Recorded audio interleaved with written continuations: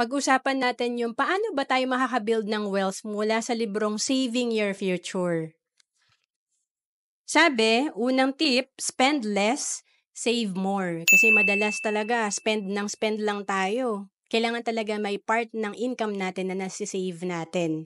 Pangalawa, invest your money long enough to allow interest to compound and for wealth to potentially build up.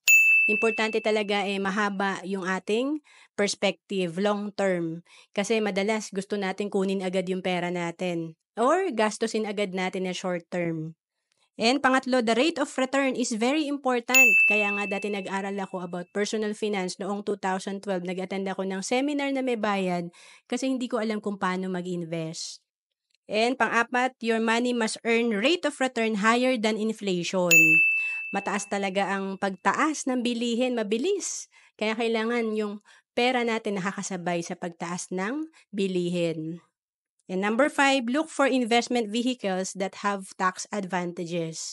Meron ng mga investment na pwede tayong simulan sa maliit na halaga. Kaya dapat mag-start tayo sa financial education. And pang-anim, the result is your wealth, your future retirement. Lahat tayo magre-retire, kaya kailangan paghandaan natin to. And mas mahaba pa ang time mo, mas advantage ito sa'yo. To know more about savings and investment, message mo lang ako sa FB, Ro Ancelis Capistrano.